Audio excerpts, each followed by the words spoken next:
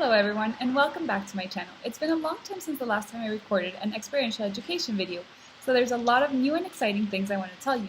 I also want to ask you to keep in mind that experiential education invites us to put theory into practice. So that's kind of like an important message to keep in mind while listening to all the new and exciting projects we're going to talk about today. I'm going to begin with service learning. Service learning is one of my favorite type of projects. Service learning invites us to apply classroom knowledge toward a community project. Students learn educational standards through tackling real-life problems in their community.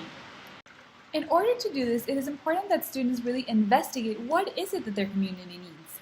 And then they need to prepare a project, then they act on it, and then lastly they reflect.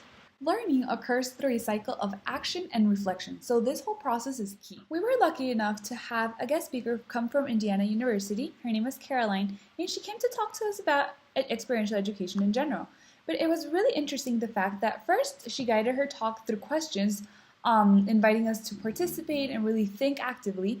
But also it was interesting the fact that she put special emphasis on two different projects. These projects were service learning and one that we're going to introduce next, which is internships and shadowing. She said that the fact that these projects call us to be leaders was incredibly rewarding for the student because it invites us to take what we've learned and put it into action. I can personally tell you that from a service project that I had as a student in high school, I chose my career and made my career goals. At the beginning, I wanted to be a service worker because I was really passionate about working with people and helping others.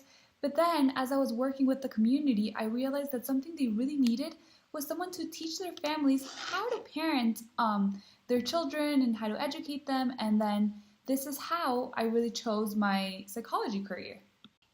So I now have many follow-up projects in which I want to teach others what I've learned and that way make a difference in our community.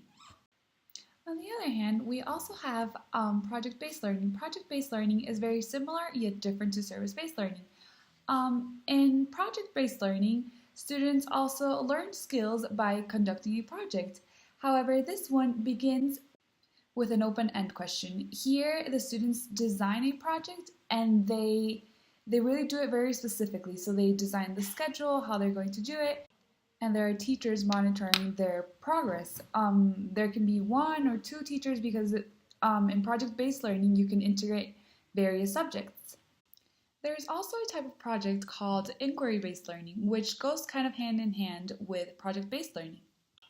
This type of project is very investigative based and it pays special attention to the fact that meaningful questions lead to meaningful answers. So in this type of project, the students are invited to really ask themselves a specific question and then research or build a project based on this. For the purpose of this video, this is it, but I hope to see you on the next video and talk about one of the most interesting and last projects. This is internships and shadowing. Thank you so much for watching and don't forget to subscribe.